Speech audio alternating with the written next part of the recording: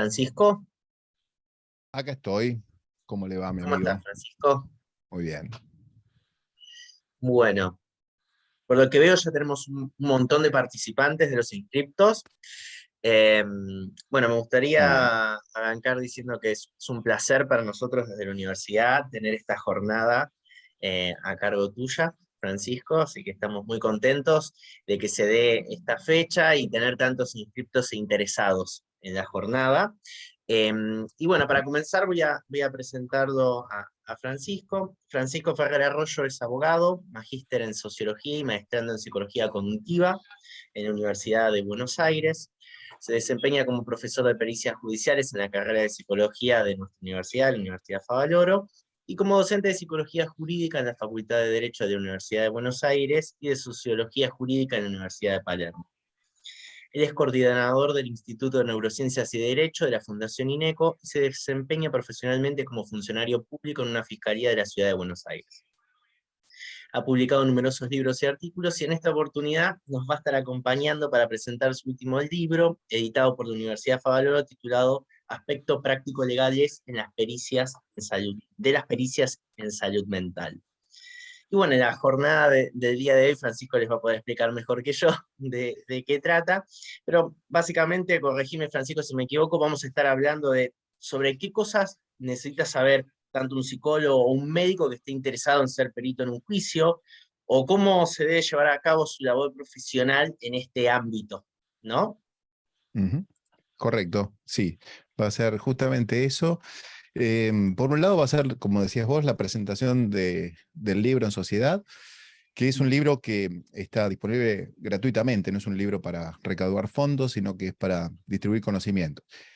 Eso creo que haría que yo esta charla se la quiera dedicar a la memoria de René Favaloro, por estar en la Universidad Favaloro, pero también por lo que hizo este médico, sin una ambición económica, sino con una ambición, si quieren, más de ayuda al otro.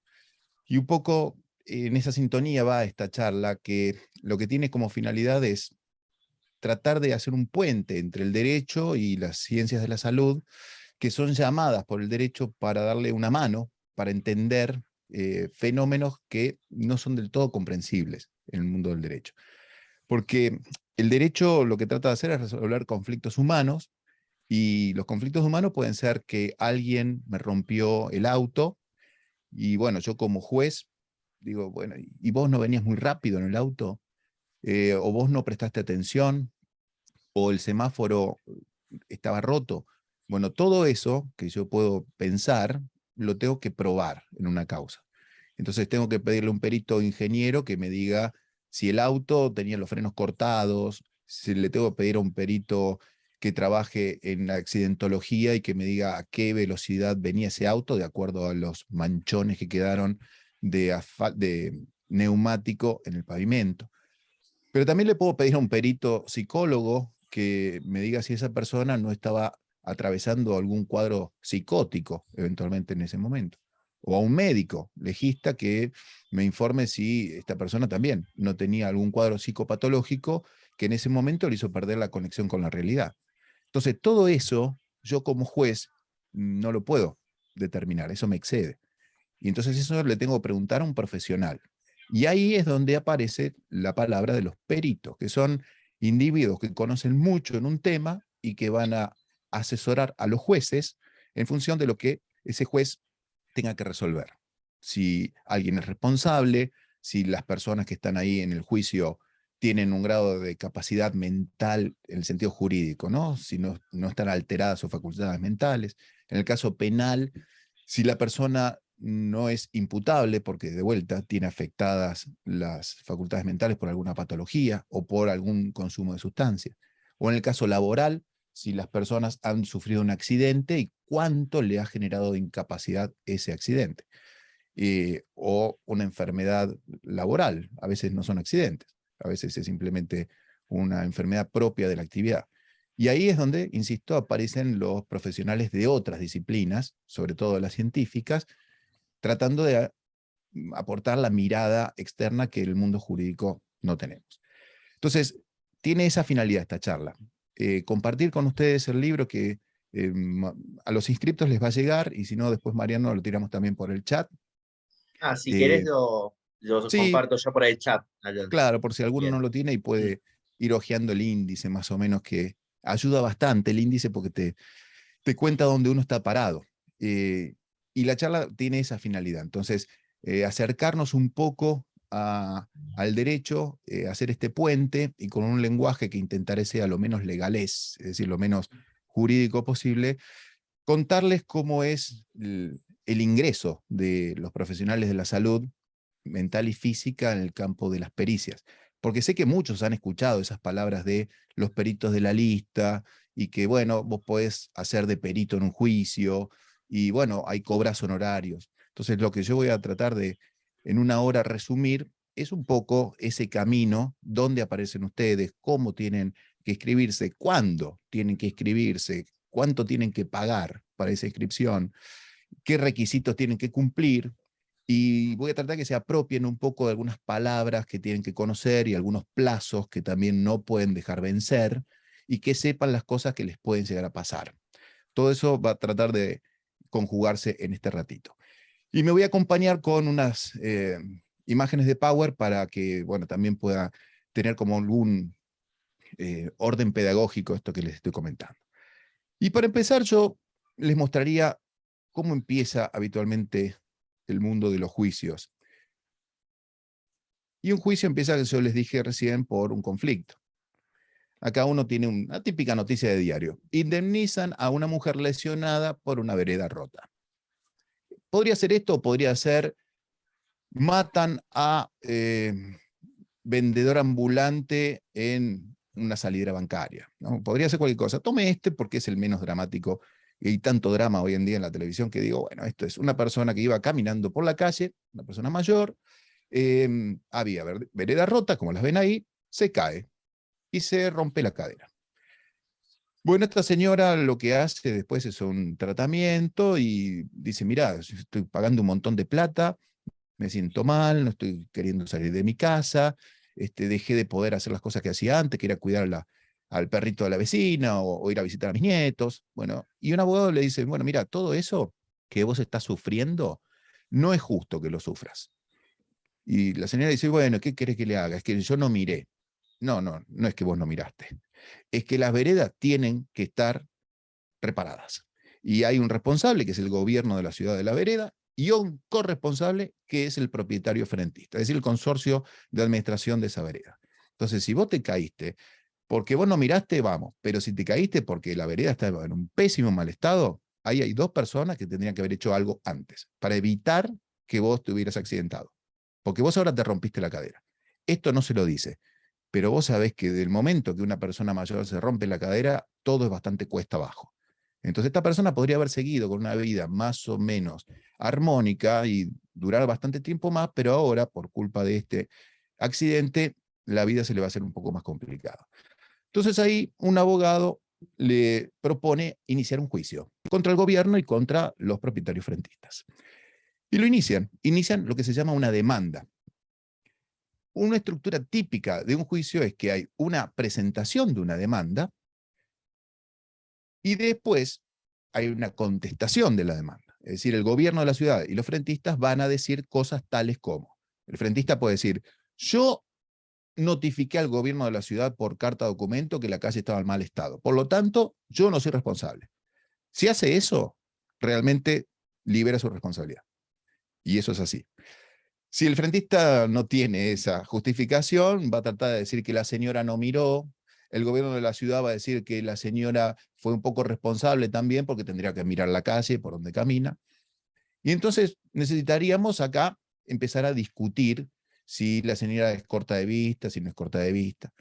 Pero también en la demanda, la señora lo que va a pedir no es solamente que le pedían perdón, va a pedir plata, va a pedir una indemnización por los daños que él sufrió, los daños físicos, la pérdida de tiempo, si la mujer trabajaba, todos los sueldos que no pudo cobrar, el daño que se le generó a nivel físico si es que tuvo que pagar terapias particulares, médicos particulares, y también el daño psicológico que se le puede haber generado por no poder visitar a sus nietos, por ya no sentirse con la fuerza que sentía antes, por tener miedo de salir a la calle. Todo eso que no experimentaba antes, a partir de esto lo experimenta.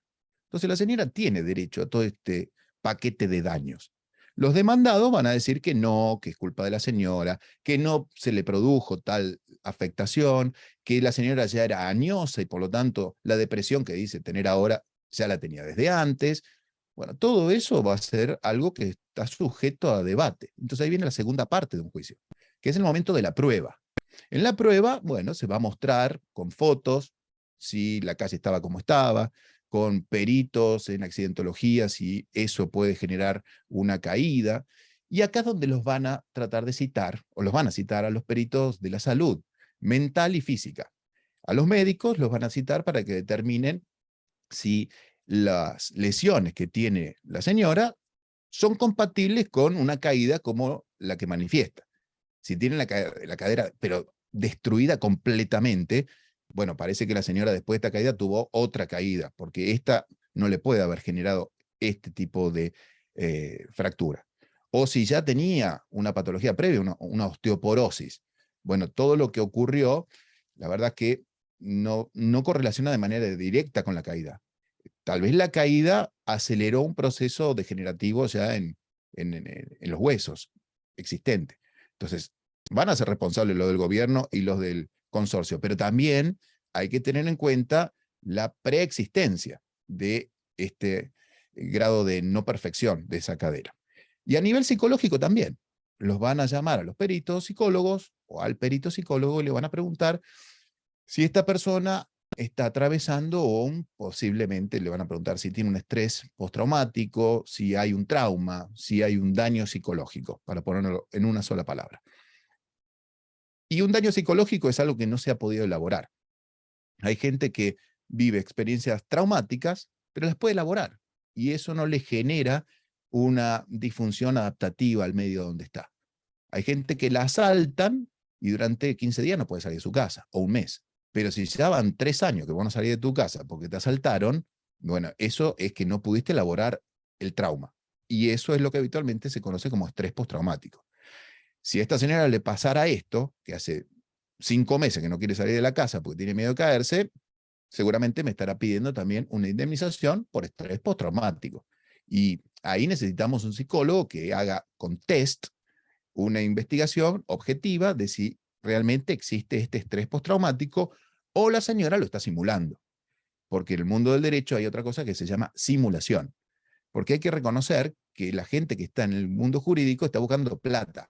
Además de justicia, se busca dinero. Entonces, Castex, que es un gran maestro de pericia, siempre señala que en estrés postraumático es donde más casos de simulación hay. Así que hay que tener cuidado y utilizar herramientas que sean herramientas confiables y que nos permitan llegar a resultados válidos. Por eso es tan necesario que sea un perito científico, porque no basta con escuchar a las partes. Es necesaria la ciencia para que separe la paja del trigo. Y eso ocurre acá, en la mitad del juicio, en el momento de la prueba.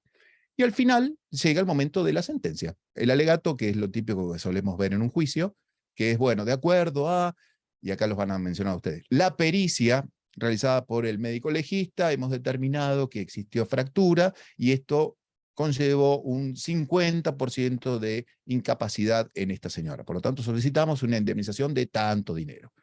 Además, la pericia psicológica determinó que existe cuadro propio del estrés postraumático, por lo que solicitamos una indemnización de tanto dinero, más tratamiento psicoterapéutico, como lo recomienda el licenciado en psicología, durante un mes con un encuentro semanal.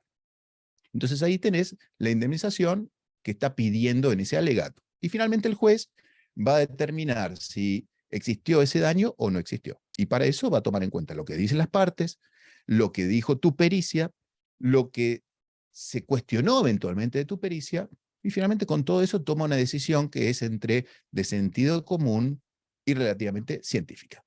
Y ahí terminó el juicio. Pero yo les quería contar dónde aparecen ustedes. Aparecen aquí en el medio. Y ahora me voy a meter en cómo haces perdón. Ahora me voy a meter en cómo hacen para aparecer ahí. Porque no es que yo voy un día a tribunales y digo, a mí me gustaría ser perito. No. Hay todo un proceso que es de inscripción y después de selección, que ahora con la pandemia y con la virtualización cambió bastante. Cuando uno quiere participar en un juicio, uno puede hacerlo desde profesional, perito, en distintos roles. Uno es el perito oficial. Para ser perito oficial, uno tiene que trabajar en el Poder Judicial. Entonces ahí no es que yo soy un psicólogo o un psiquiatra o un médico clínico, legista o cualquier especialidad y que cada tanto hago pericias, sino que acá soy un profesional de la salud que trabaja en el Poder Judicial. Estoy 8 horas metido en el Poder Judicial, me paga el Poder Judicial. Y tengo las obligaciones del Poder Judicial. Tengo un horario de entrada, de salida, vacaciones, obra social, todo. Estos peritos oficiales, al trabajar en la justicia, son peritos a los cuales se les tiene muchísima confianza porque primero se considera que no dependen de ninguna de las voluntades de las partes. Vamos a ver a otros peritos que los pueden contratar las partes. Después también se les tiene mucha confianza porque, a diferencia de un médico, un psicólogo que atiende pacientes y una vez cada tanto hace una pericia, estos hacen 8 pericias por día. Entonces ya medio que tienen el ojo afinado, saben dónde mirar, tienen conocimiento de qué es lo que está buscando la justicia y por lo tanto les simplifica muchísimo la tarea a la actividad jurisdiccional. Esto no quiere decir que sean mejores, significa que ya hay más lenguaje compartido, entiendo yo, porque simplifica la comunicación, pero eso no implica una mejora en el nivel científico. Por eso, estos peritos suelen estar llamados por los jueces y en el campo del derecho penal son los peritos que va a ser nombrado directamente en todas las causas penales. A diferencia de las civiles y otro tipo de causas donde los peritos van a ser los segundos, que les voy a mencionar ahora, que pueden ser los de los casos que ustedes participen. El segundo tipo de perito es el profesional de alguna disciplina, matriculado, que se inscribe en el Poder Judicial, que acredita en los organismos oficiales del Poder Judicial su título, su matrícula, y que el Poder Judicial lo considera, después de validar toda esa documentación, un perito para alguno de los distintos fueros, civil, laboral, penal, contencioso administrativo, comercial. Y cuando hay que sortear un perito en una causa, porque el juez dice en el momento de la prueba, bueno, a ver, voy a determinar si la cadera se quebró por osteoporosis o se quebró por el golpe, y si este golpe puede haber llevado a esta rotura, bueno, acá necesito un perito legista. Entonces, ¿ahí qué hace? Sortea un perito al azar de esos peritos que se inscribieron en el Poder Judicial de la Nación. Y ahí ese perito va a ser nombrado y va a ser designado en la causa. Entonces va a tener su consultorio, va a atender a su paciente, pero un día va a tener que ir a ver qué es este caso que me nombraron. Se interioriza el caso, hace la pericia, presenta la pericia, defiende la pericia, termina su tarea, cobra. Punto. Ya está, se terminó.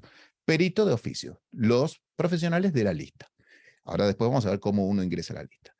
Y el último tipo de perito es el consultor técnico, que es cualquiera de todos ustedes, pero que en vez de ser sorteado en una causa judicial, ustedes ya han tenido algún vínculo con estudios jurídicos y entonces los estudios jurídicos los contratan privadamente a ustedes y les piden asesoramiento.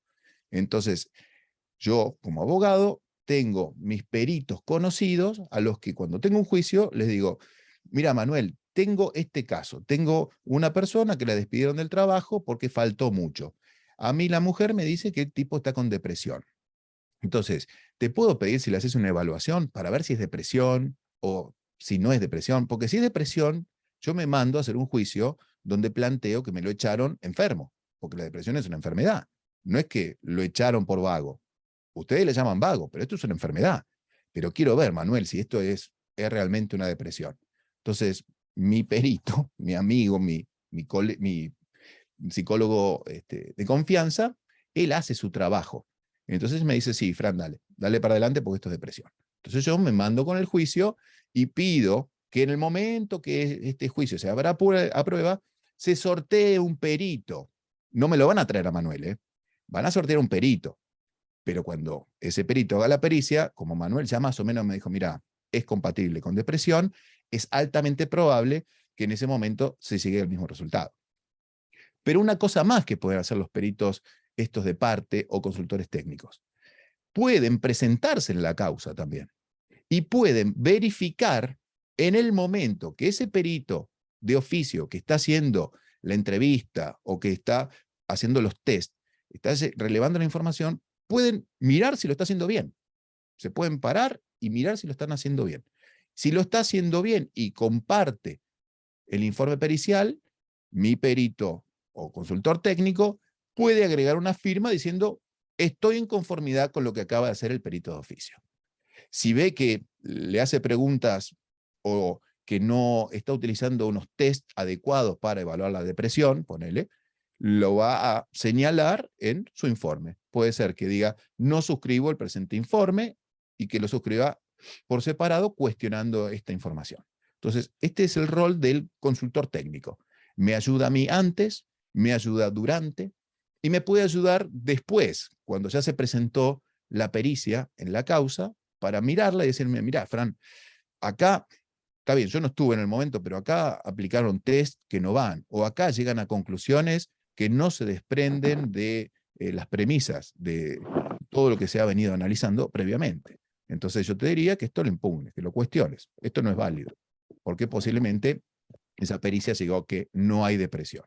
¿Y por qué? Y bueno, porque tuvieron una entrevista y el psicólogo determinó a partir de las respuestas del peritado que no había depresión. Bueno, está bien, pero una charla para determinar con un grado de cientificidad necesaria si existe patología o no, en el Poder Judicial esto no funciona. Tiene que ir acompañado por algún otro mecanismo, alguna batería de test.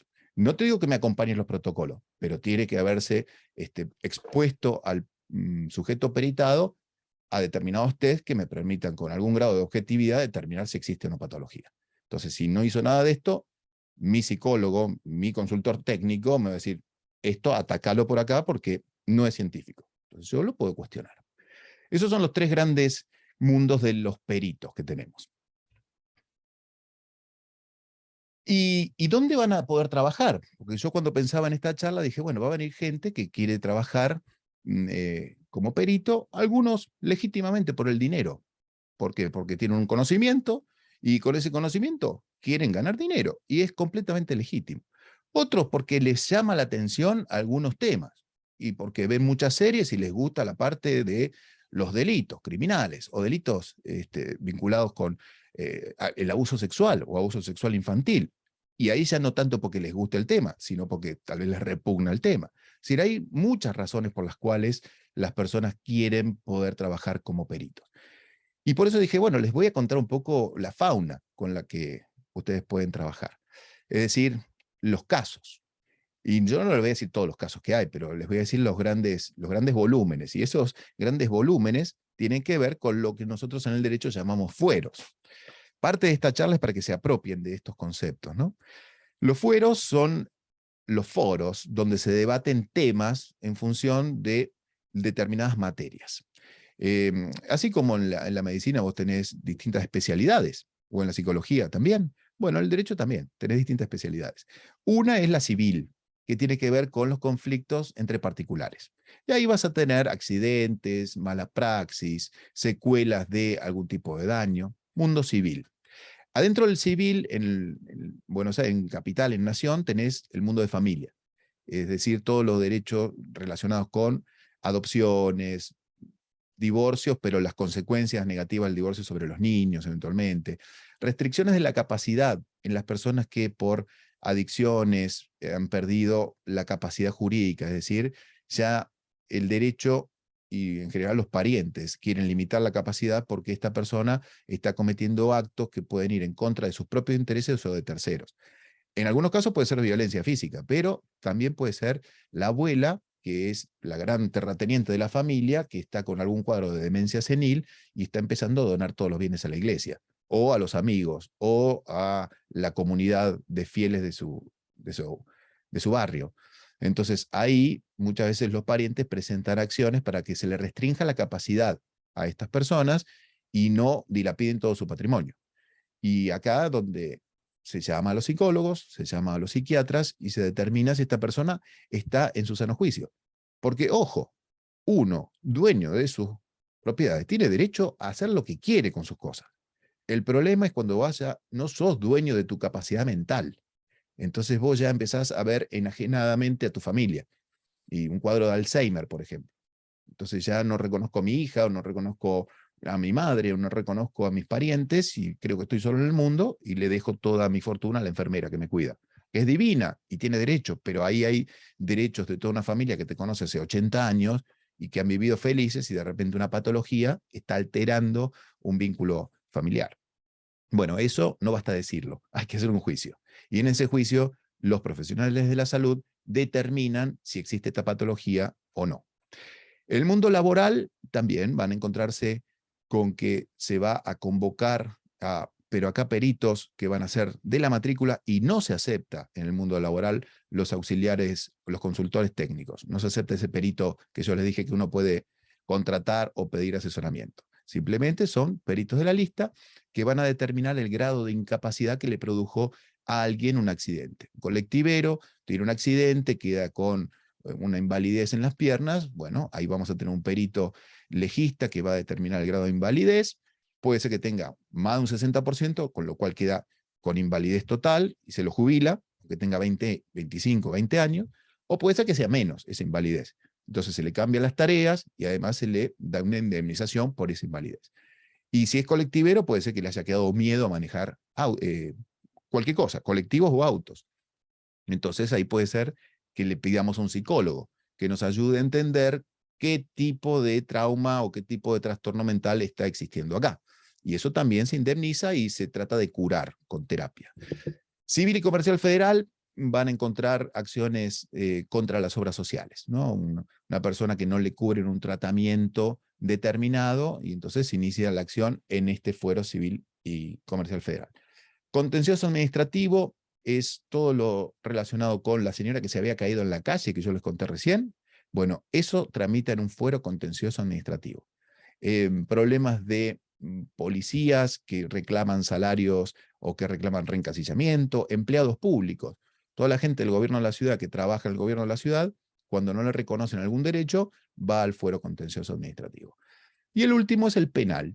El penal donde, bueno, suelen estar todos los casos que aparecen en CSI, en Netflix o en cualquier serie, ¿no? Los casos de homicidio, estafas, abusos sexuales, secuestros, riñas, lesiones. Entonces, ese mundo de, de la violencia está en el fuero penal. Y ahí lo que se les va a pedir a los profesionales de la salud es muchas cosas, pero para resumírselas, es que evalúen si existió en el momento del hecho, en el momento que mató, en el momento que pegó, conciencia de lo que estaba haciendo.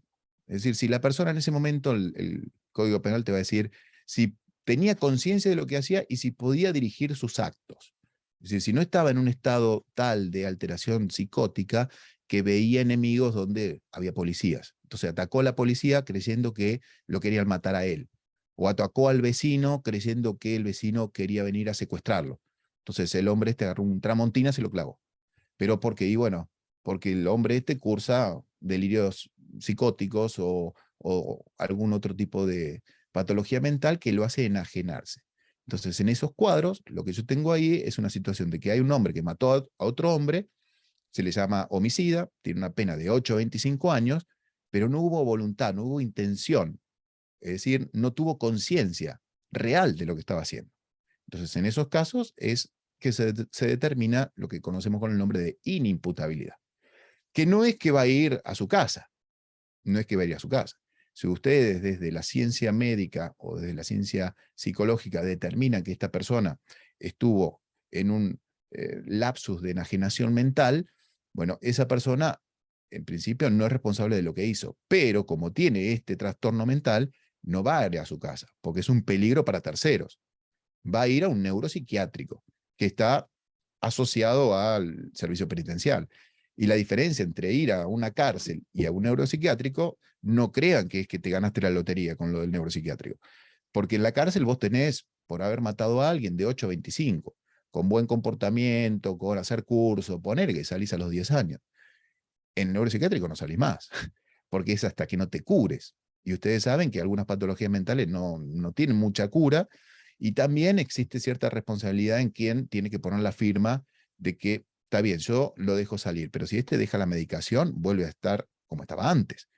Entonces, ¿cuántos son los médicos, psiquiatras que se van a animar a poner el gancho sabiendo que uno de los problemas de las patologías mentales son la falta de adherencia a los tratamientos? Entonces muchas personas viven hasta el fin de sus días en los neuropsiquiátricos. Entonces, señalar esa mala idea de que se tiene que, cuando a alguien lo declaran inimputable, se va a la casa. No se va a la casa. Y lo otro también que se analiza en el mundo penal es la peligrosidad de las personas. Detienen a alguien y un psicólogo o un médico psiquiatra, un médico legista con especialidad en salud mental, lo que va a hacer es determinar la peligrosidad. Y también cuando trabajan los psicólogos en el servicio penitenciario federal, pero estos no son peritos. La peligrosidad es determinar la probabilidad que esta persona vuelva a cometer un acto que afecte a terceros. Y bueno, eso lo van a tener que evaluar en función de los rasgos del individuo, del contexto social y de los antecedentes que tiene la persona. Entonces, estos son los lugares donde podrían trabajar los profesionales de la salud realizando pericias, ya sea en el campo de lo civil, en el campo de lo laboral, y después en lo penal. Acuérdense que tenés que ser perito del Poder Judicial para trabajar, o estar trabajando con un estudio jurídico de abogados penalistas, que te convoquen y que te soliciten tu asesoramiento. Muy bien. Bueno, hasta acá ya vimos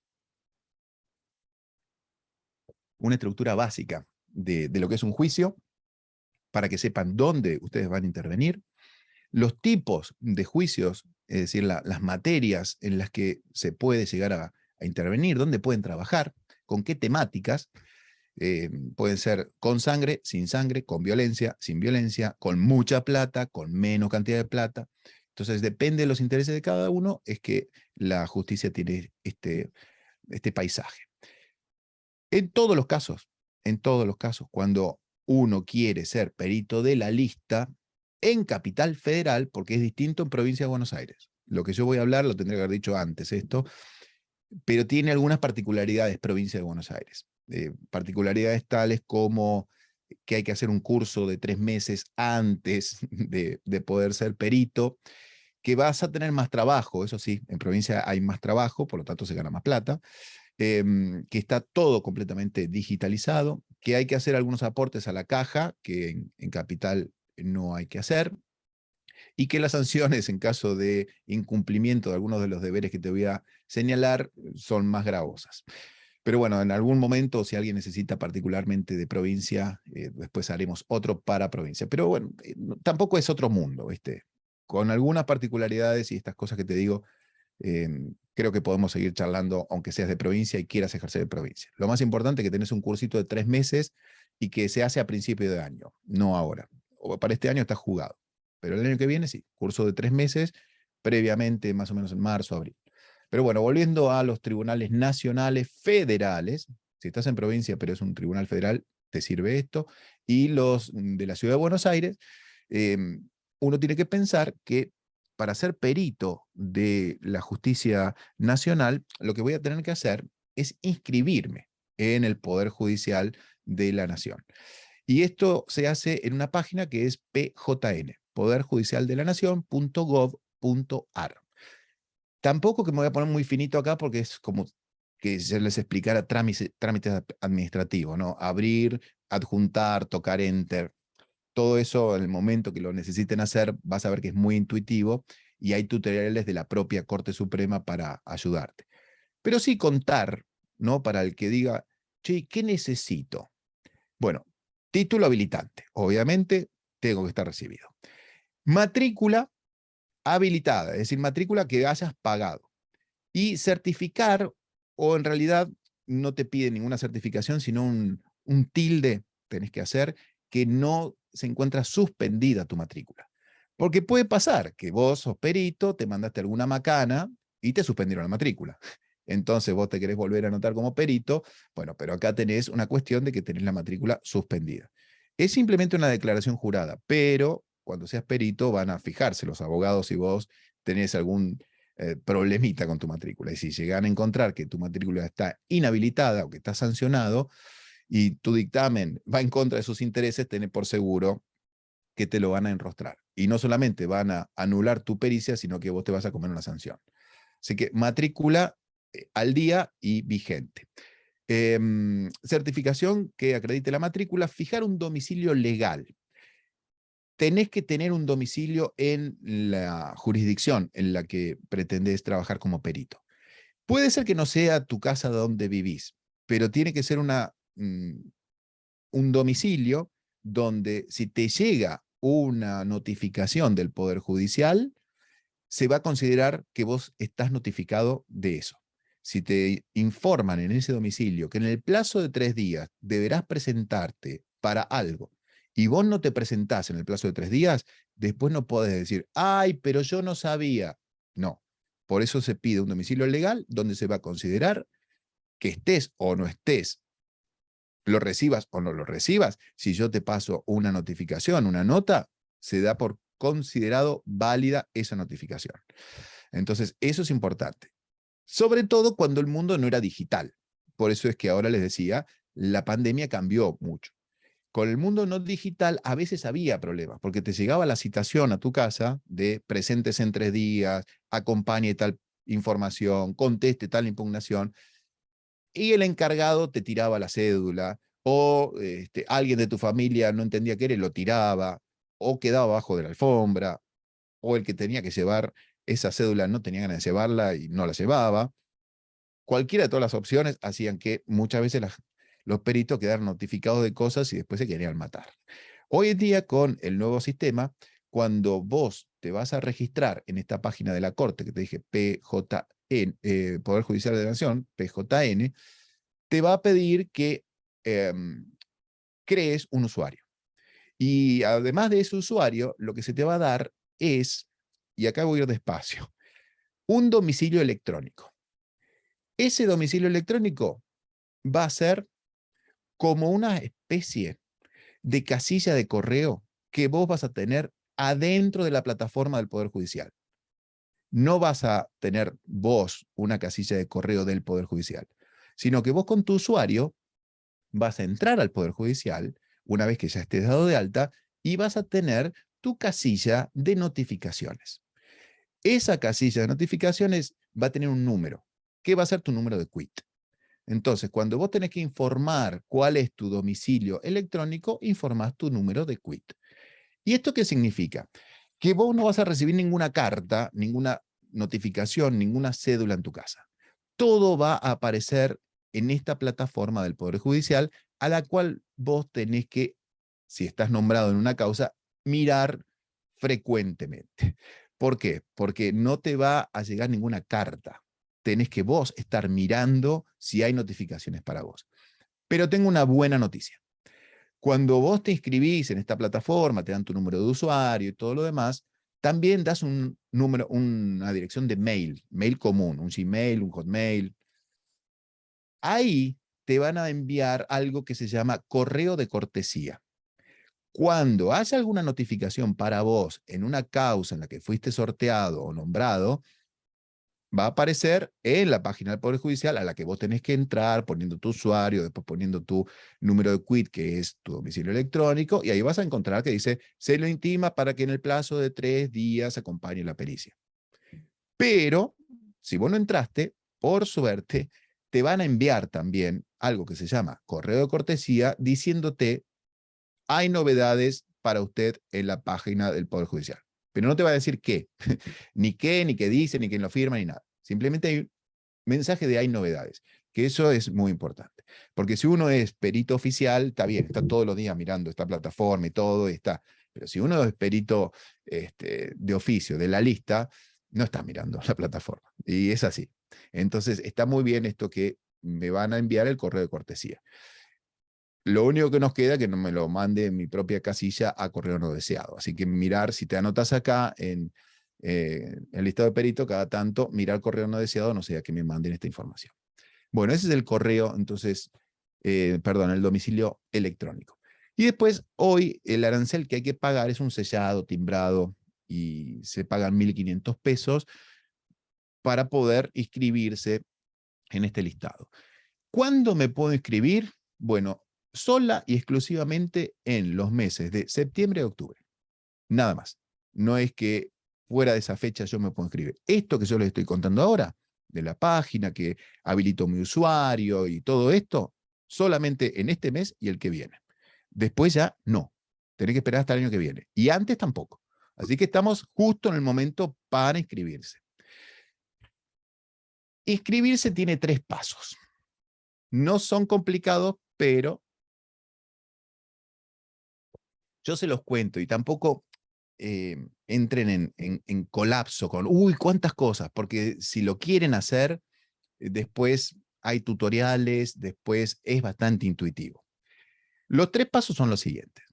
Lo primero es que ingreso a esa página que les mostré hace un ratito del Poder Judicial de la Nación, voy ahí a donde diga nuevos auxiliares, me va guiando y ahí me va diciendo lo que tengo que ir haciendo.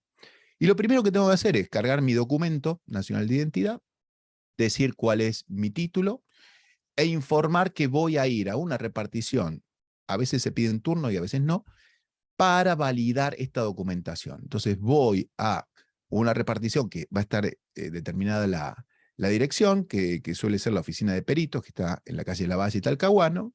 Voy ahí con mi documento y mi título y valido que soy quien soy.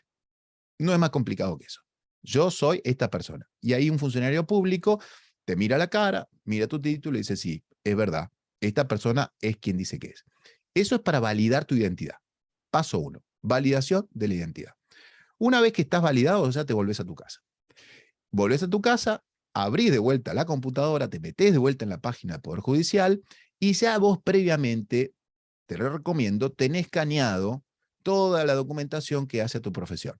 Tu título, tus especialidades, tus posgrados, el pago de los 1.500 pesos que te mencioné recién, que se paga en el Banco Ciudad, que cuando vas, los del Banco Ciudad saben en qué cuenta hay que acreditarlo, y si no, bueno, eventualmente después les paso el CBU. También lo escaneás y tenés todo en PDF. Entonces volvés a entrar a auxiliares de la justicia, Poder Judicial, y ahí vas a ir a agregar documentación. Como vos ya lo validaste, tu nombre ya está validado, vas a ver que hay un tilde verde, como que tu nombre y apellido está validado como quien sos. Agregar documentación y acompañas todos estos papeles y títulos que te acabo de mencionar. Una vez que cargo todo eso, lamento decirte que hay que volver a mostrar la documentación del título. Muestro eso y ya queda completamente validado todo. Ahora ya no mi identidad, sino mi desarrollo profesional. Y el tercer paso, tal vez es el más divertido, que es que voy de vuelta a auxiliar de la justicia y voy a ir a elegir qué jurisdicción quiero trabajar y en qué materias quiero trabajar y qué soy. Entonces tenés todo el listado de las incumbencias profesionales, entonces tenés desde ingeniero agrónomo hasta zapatero, porque no hace falta que seas profesional. Si ejerces algún oficio, también es importante que estés como perito. Por ejemplo, un marchand de arte, alguien que tasa cuadros, se suelen anotar como peritos porque a veces vos en el penal económico, vos tenés gente que te dice, no, me compré este cuadro, lo pagué 15 millones de dólares, y en realidad lo que está haciendo ahí es lavando plata. Y entonces se convoca a un perito marchand para que determine si ese cuadro vale en el mercado del arte 15 millones de dólares. Entonces el perito te puede decir, sí, entre 14, 20 está el margen. O te puede decir, no, esto no vale ni $1.000. Entonces ahí el juez dice, ah, acá estoy en un claro blanqueamiento de divisas. Entonces, fíjate que ese perito no estudió nada, pero jura de desempeñar con lealtad su cargo.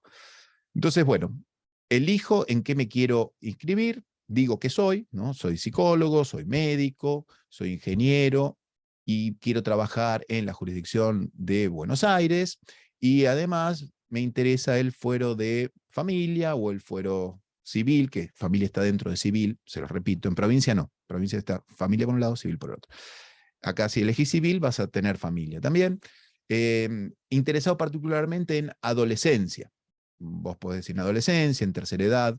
En el caso de fuero laboral, puedo señalar que me interesa trabajar en accidente de trabajo, me interesa trabajar en enfermedades profesionales. Puedo ir eligiendo qué quiero peritar.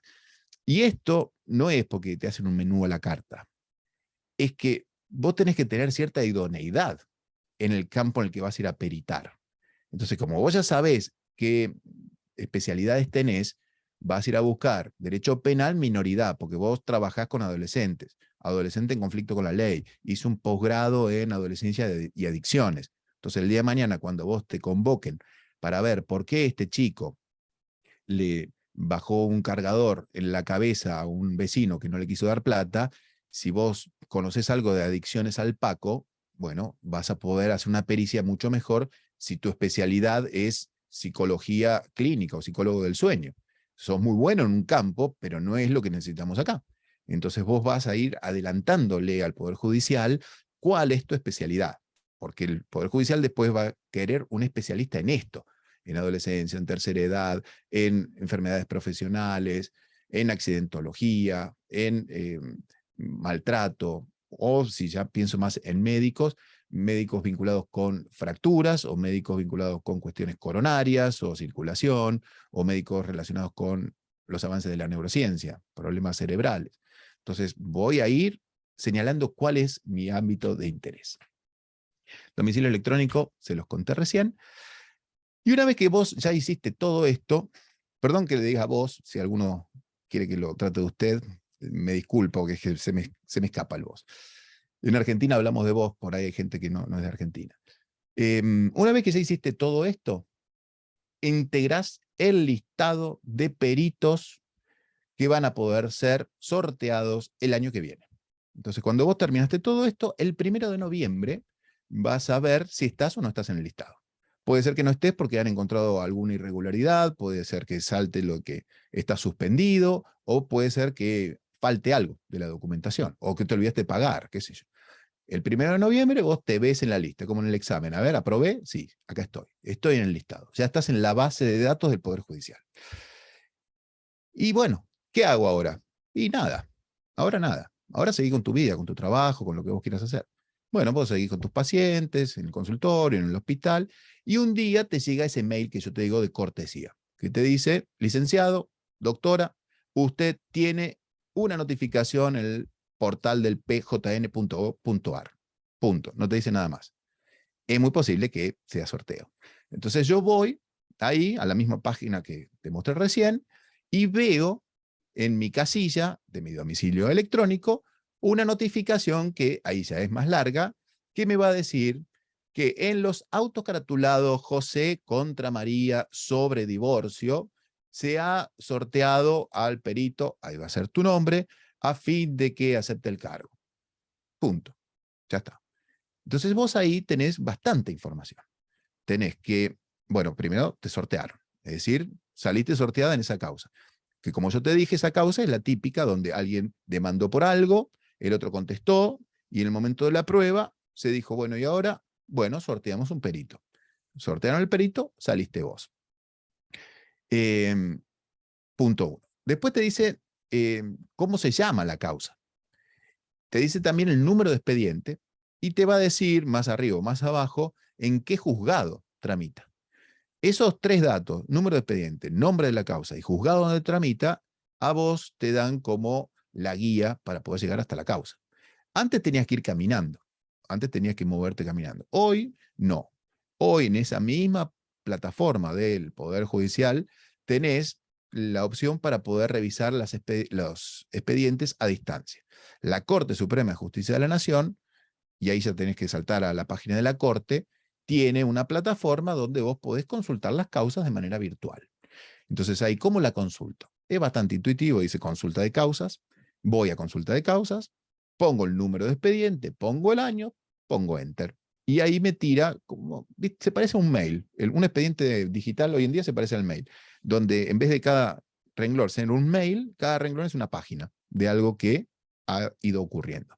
Entonces vas y seguramente la última o la anteúltima página, el último rengloncito, va a decir sorteo perito. Haces doble clic ahí y vas a leer lo mismo que recibiste como tu notificación, que se sorteó, y ahí aparece tu nombre como perito, para que en el plazo previsto en el código procesal acepte el cargo. ¿Y cuál es el plazo? Bueno, esa es otra cosa. Vos cada vez que leas un escrito judicial, cada palabra que diga, salvo los artículos y las preposiciones, cada palabra te está mandando a algún lado. Cuando te dice juzgado número 12, bueno, te está dando la dirección, no te van a decir la dirección. Pero con juzgado 12 vos tenés que ir a buscar dónde está el juzgado 12. Cuando te dicen el plazo legal, no te está diciendo los días. Entonces, ¿qué dice? En el plazo legal previsto por el artículo 396 del Código Procesal. Entonces, cuando aparecen esas palabritas, me voy a Google y busco qué dice ese artículo. Porque ese artículo te va a decir cuántos días son, si es que es personal, si no es personal, o de qué está hablando el proveído. Porque para los jurídicos es muy fácil hablar, no, la audiencia del 360, ¿qué es eso?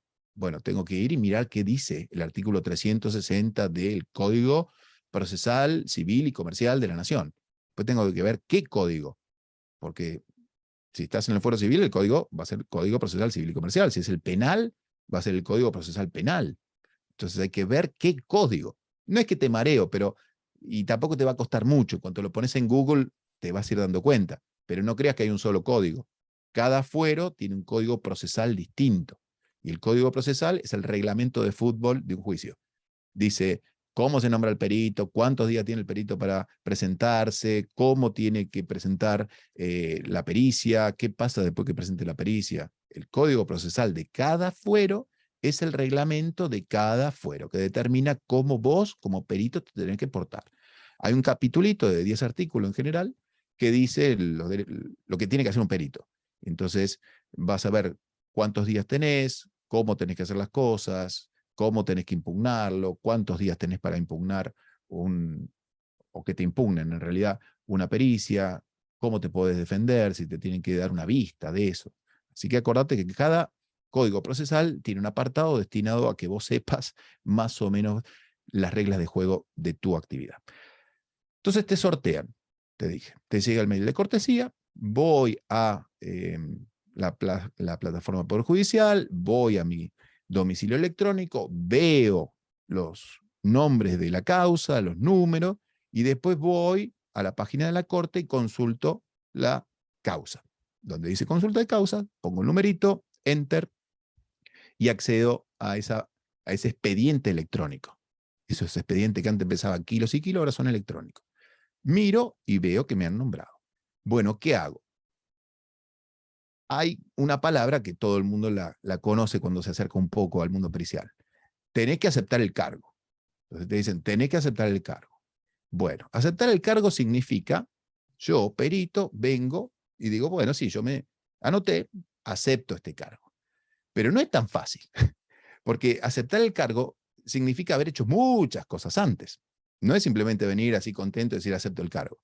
Porque para aceptar el cargo vos tenés que estar segura que sabés del tema que están debatiendo en ese juicio. Entonces, para aceptar el cargo, lo que yo tengo que hacer primero, antes de aceptar el cargo, mediante un escrito, que es simple, el escrito de acepto cargo, es un escrito simple que dice, yo, perito, tal, nombre, plin, plin, plin, acepto el cargo. Pero antes de eso, vos tenés que mirar muchas cosas. Una, yo creo, la fundamental, es ver qué están pidiendo de vos. Es un tema que yo conozco, porque a veces te sortean porque te sortean. Y necesitamos un especialista en gerontología y sortearon a cualquiera y vino uno que, sí, yo me anoté en adolescencia. Y de repente ahora tengo que despedirme sobre una persona mayor. Y veo el juicio, veo la demanda, ¿viste? La que hablábamos recién, la señora esta mayor que se cayó, tiene el estrés postraumático y todo, pero es un adulto mayor. Y yo estoy especializado en adolescencia. Esto a mí me excede. O te llaman de penal, ponele. Muy posiblemente no pase porque vos te anotaste en civil, pero ponele que hace un error y te llaman de penal. Y vos te anotaste en civil para temas de adultos mayores, ponele, y de repente te llaman para un homicidio calificado. ¿Viste? Vos ves el expediente chorreando sangre y decís, yo no quiero saber nada de todo esto, no quiero. Entonces, ¿ahí qué hago? ¿Qué puedo hacer?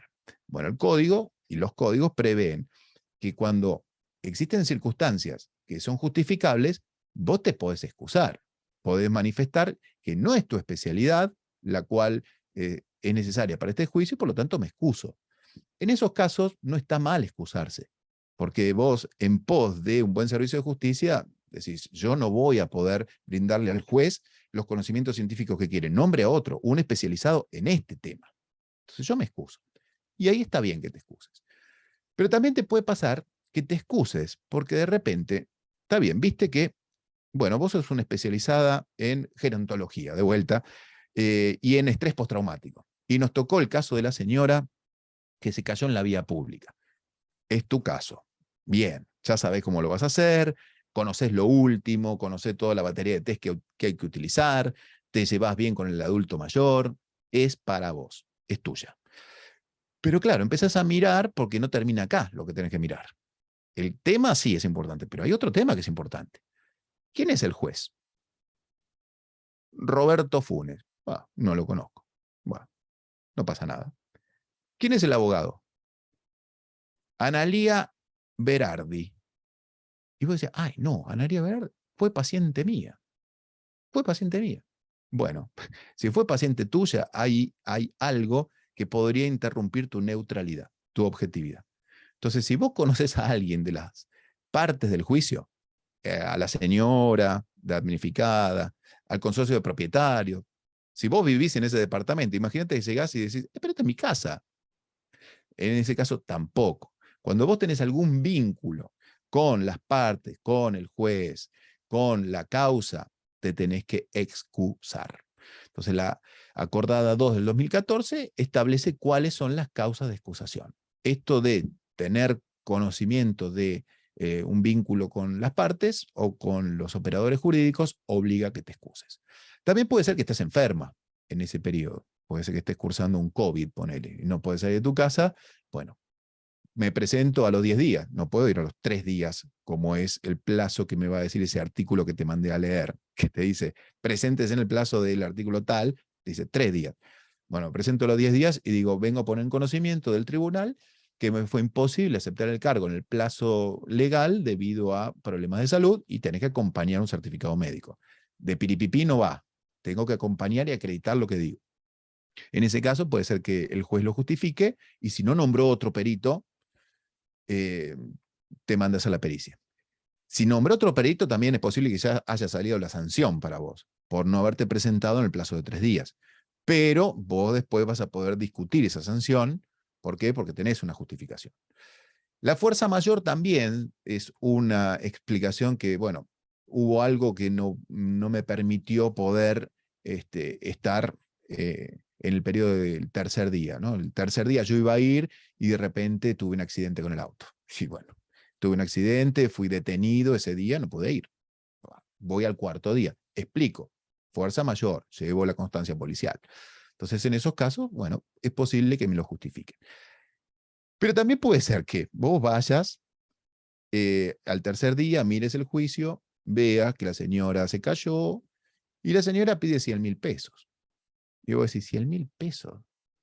100.000 pesos. ¿Y cuánto me van a pagar a mí por los daños físicos? O si sos psicólogo en el daño psicológico, ¿me van a pagar 10.000 pesos? No, yo por 10.000 pesos no hago nada. Entonces te volvés a tu casa y no aceptas el cargo ni nada. Bueno, eso repugna al Poder Judicial. Entonces, cuando vos haces eso, que no te presentás, te omitís, es una excusación que se llama sin causa. Y ahí sí, sos pasible de sanciones. Porque lo que no quiere el Poder Judicial es que estén eligiendo, ¿no? Esta sí, esta no. Ah, esta gana bien, esta no. Donde se te deja excusarte es donde puede estar comprometida tu imparcialidad. Donde no se te va a admitir que te excuses es si no hay ninguna razón y que se va a presumir que en realidad no te interesa el caso. Y si te pasa lo otro, que es que no estuviste mirando, no ya tu domicilio electrónico, o sea, ni miraste tu mail, o se te fue a correo no deseado y te llegó hace 15 días la notificación y te pasaron los 3 días, no hay tu tía. Ahí sonaste. Ahí también te sancionan casi tanto como si hubieran creído que vos viste la causa y que como era poca guita, no te interesó. ¿Por qué? Porque es una excusación sin causa, es decir, no te presentaste. Directamente no hay una razón que vos puedas esgrimir para poder justificar lo que hiciste. Bueno, ya vamos un poco más de la mitad, pero los voy llevando y van notando que no es tan complicado, pero en el mundo del derecho los plazos van viendo que son importantes. Las formas también. Y ese escrito que yo les decía, de acepto el cargo, está chiquitito acá arriba, acepto el cargo, voy a volver acá, digo que no es demasiado complejo, sino que simplemente dice como copete. Esta es una estructura básica de todo escrito judicial. Tiene un copete que dice un resumen de lo que vos vas a pedir. Este va a decir, acepta cargo perito psicóloga o perito médico. Señor o señora juez, acá tu nombre, María Inés Martínez, psicóloga, DNI número tanto, perito designada en la causa, y acá le pones el nombre de la causa, para que se sepa dónde tiene que ir ese, ese escrito. Esto tal vez es un poco un resabio prehistórico de cuando usábamos papel. Cuando vos usabas papel tenías que ponerle en el escrito, en la causa tal, número tanto, que tramita en el juzgado tanto, porque si ese escrito se perdía, bueno, cualquiera del Poder Judicial sabía dónde tenía que ir. O si ese escrito se metía en otro expediente, que era muy común, ese tipo de cosas, en el trajín lo metían en otro expediente, decían, che, ¿y esto qué tiene que ver acá? No, no, esto de la causa, no, esto es de otra causa. Acá dice, entonces iban y lo ponían donde tenía que ser. Hoy en día los escritos se presentan de manera digital. Yo lo escribo en mi computadora, en PDF, lo convierto a PDF, de Word a PDF, y lo subo a la plataforma y se va a ese expediente digital que yo te dije que es como una casilla de mail. Entonces, no se va a perder, va a ir directamente a donde tiene que ir. Por eso digo que es un poco un resabio. Nos puede llegar a servir si yo tengo muchos expedientes y cargo mal un expediente. Yo lo quiero cargar en un expediente digital y lo cargo en otro. Bueno, ahí digo que ahí todavía sirve. Entonces el nombre de la causa. Tal vez simplemente con el número de expedientes simplificaría la cuestión. Que tramite en el juzgado tal, secretaría tal, y acá digo, con domicilio en tal lado y constituido en tal otro, y también el domicilio electrónico. Me presento y digo, y acá fíjate vos, el párrafo no es más complejo que este escrito, como todos los escritos, los 15 escritos que vas a tener que manejar como perito, están todos en el libro. Son modelos y están mejor que este. En el libro tenés todos los escritos, el modelito de escrito, desde acepto el cargo hasta apelo a los honorarios porque son bajos. Está todo ahí. Así que no te vuelvas loco o loca por tenerlo esto.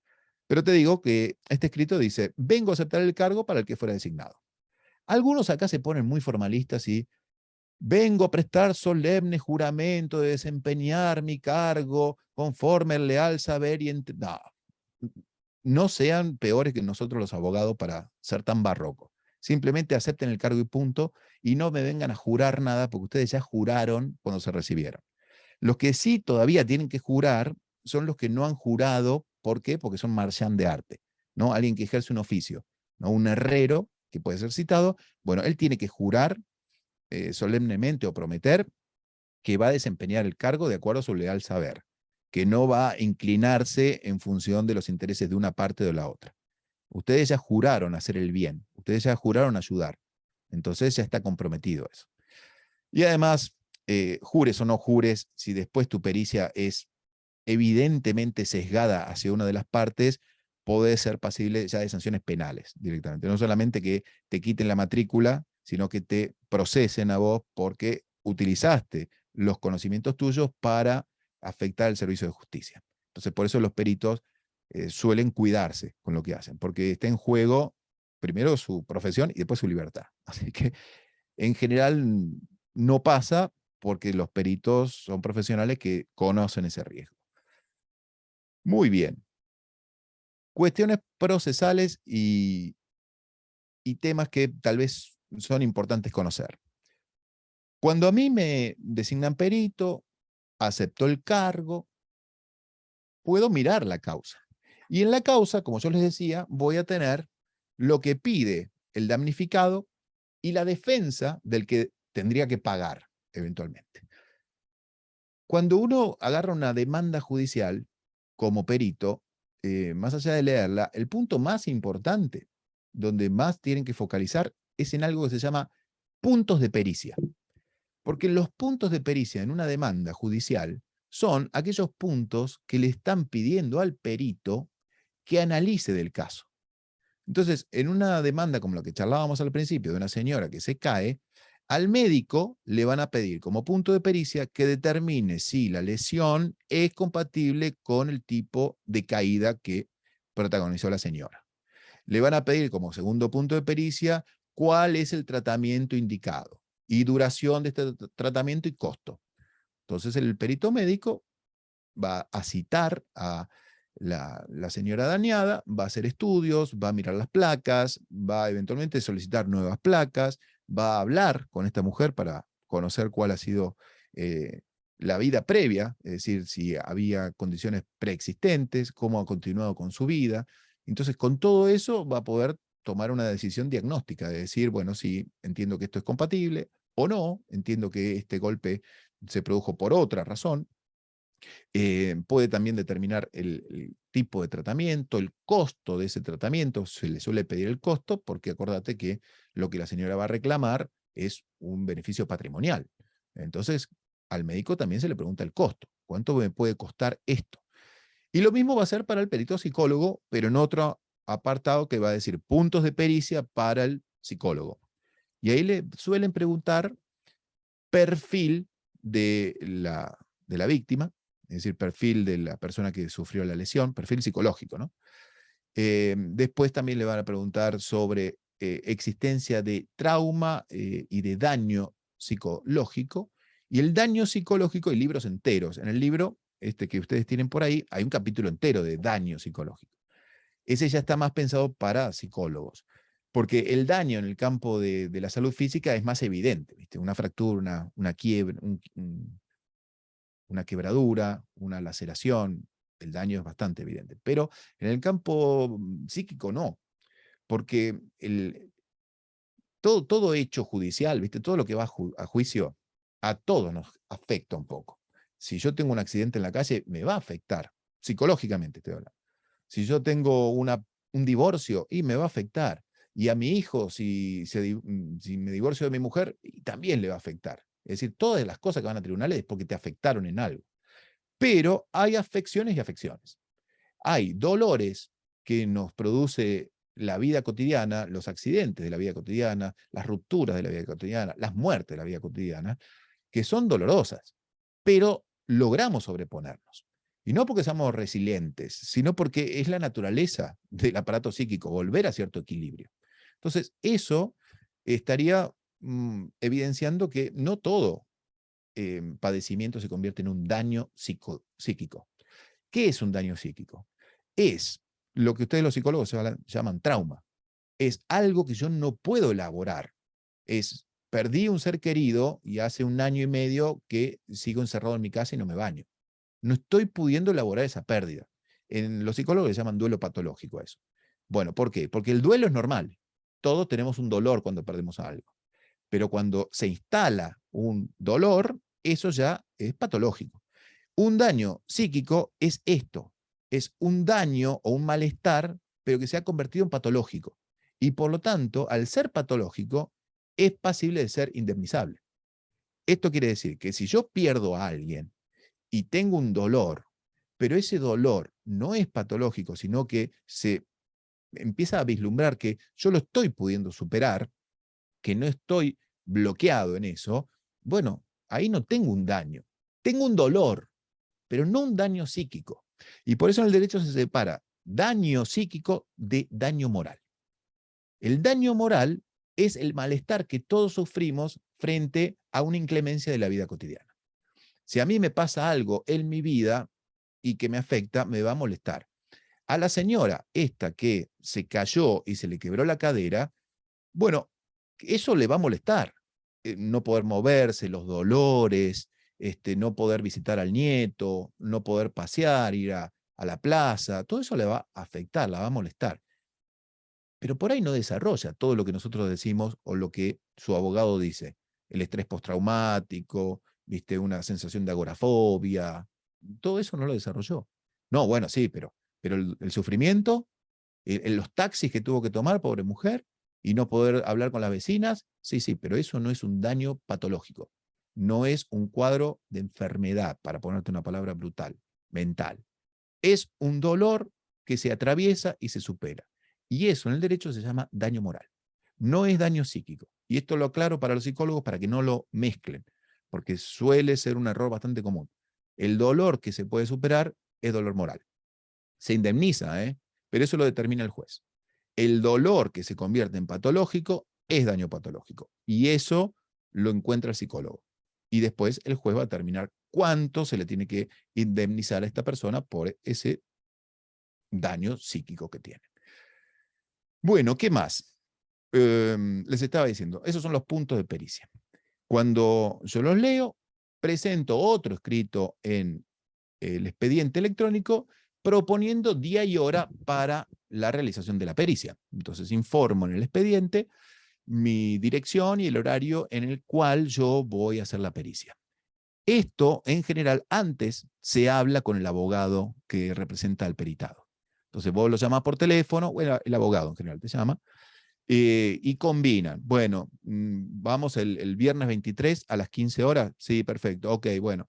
Y entonces vos, psicóloga, médico, presentate un escrito que diga, se convoca al peritado viernes 23 en mi dirección a las 15 horas.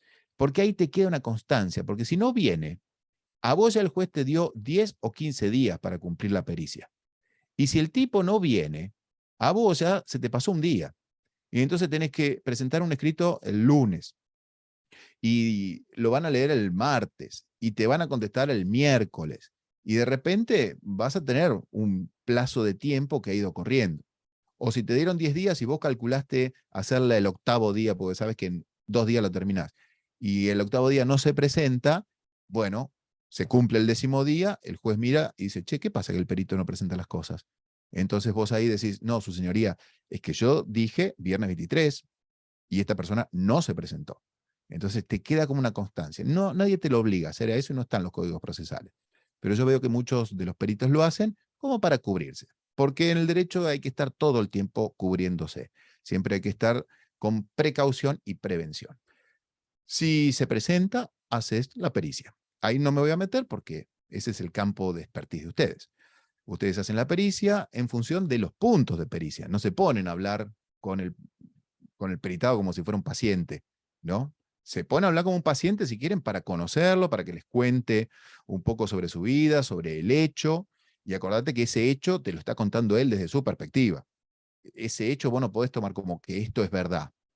Él te puede decir, yo, doctora, no puedo dejar de pensar en las calles. Yo duermo pensando en calles, la señora, ¿no? Que se cayó. Me levanto y pienso en calles. Veo mi habitación y son calles. No puedo estar.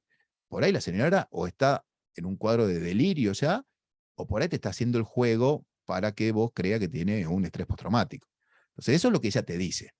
Bueno, la diferencia entre vos y el juez o yo es que vos tenés herramientas para cotejar si eso es verdad o no, que van a hacer los test que quieras. Y el médico, cuando el paciente le dice, no, doctor, no puedo caminar porque siento que la pierna se me desarma. Bueno, una placa. Y la placa va a determinar si lo que el paciente experimenta es una sensación, puede ser una sensación psicológica, o tal vez puede ser una simulación. Porque acordate que en los juicios la gente busca justicia, por un lado, y eso es verdad, cuando vos vivís una experiencia dolorosa, querés justicia, en el sentido de que, ¿por qué me tuvo que pasar a mí? Que alguien se responsabilice, que el gobierno se responsabilice o que los frentistas se responsabilicen. Pero también te interesa lo que te van a pagar, ¿viste? $30.000 te ayudan, te ayudan. Entonces vos vas a querer mejorar tu posición.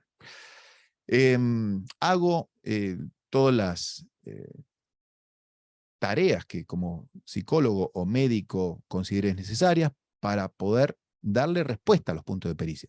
Si la fractura es compatible con la caída, el tipo de personalidad, si se desarrolló un estrés postraumático, el tipo de tratamiento posterior, cuánto me puede costar ese tratamiento, psicológico médico, ¿no? Bueno, y con todo eso armo lo que se conoce como el informe pericial. Informe pericial. Y el informe pericial también tiene una estructura que cuando ustedes lo tengan que hacer pueden encontrar en el libro estructuras y si no por la red también. Lo importante del informe pericial es a las conclusiones que ustedes arriban y la metodología consistente con esas conclusiones. Es decir, que no sean que, a mí me parece que ni hablen en un oscuro lenguaje lacaniano que no se entienda mucho, por más que la explicación sea correcta, el juez lo tiene que entender. O si es medicinal la pericia, los conceptos que no sean demasiado técnicos, porque, insisto, el juez tiene que entender. Entonces pueden poner apartados técnicos, pero en algún momento háblenle claro, explíquenle con palabras llanas. Hay una pericia en una película que se llama El Segundo Juicio, que es el juicio de Carlos Monzón, que vos tenés ahí el perito médico explicando si Alicia Muniz cayó muerta o no cayó muerta. Entonces se debate sobre el campo de la tanatología, del color del semblante, y el médico en un momento dice, bueno, pero entiendan algo, toda persona, aún el más suicida, cuando cae de un balcón frente al impacto, pone los brazos en mecanismo de defensa. Y acá esto no pasó. Entonces, señores jueces, esta persona cayó en un estado de inconsciencia. Y entonces todo lo técnico se esfuma y vos lo entendés ahí. ¿Viste? Los brazos en posición de defensa ante una caída. Entonces, nunca olviden de tratar de construir puentes de vuelta comunicacionales. Más allá de toda tu pericia técnica, tenés que traducirlo para ser creíble y comprensible. Primero comprensible, y si sos comprensible vas a ser creíble.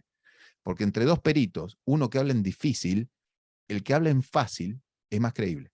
Porque al entenderlo me parece que es más verdad lo que está diciendo.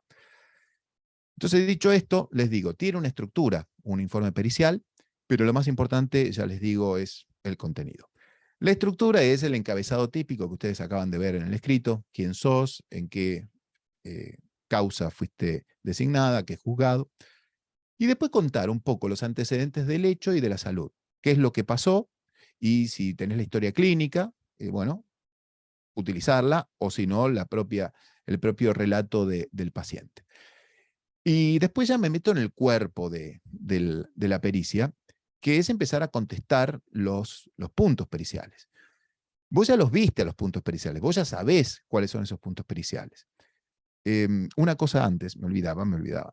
Tenés que hacerte firmar un consentimiento informado del peritado, fundamental. Entonces, antes de iniciar la pericia, bueno, vos tenés una charla, vos tendrás tu estrategia. ¿Qué tal? Mucho gusto. Usted ya sabe quién soy. No es que tenés que engañarlo y decirle, no, yo no sé. Yo soy la perito, fui nombrado en la causa. Mantener la distancia porque te va a tratar de que estés de su lado. Vos tenés que mantener cierta distancia profesional.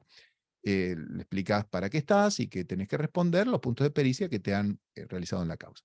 Para iniciar esto, le voy a pedir que entonces firmemos el consentimiento informado en el cual usted manifiesta que entiende y comprende cuál es mi tarea acá. Eso lo tenés que escribir vos, también está en el libro, son 2 líneas, y las personas lo suelen firmar. Si no lo quieren firmar, bueno, tenés que presentar un escrito en el juzgado señalando que esta persona se ha negado a firmar el consentimiento informado.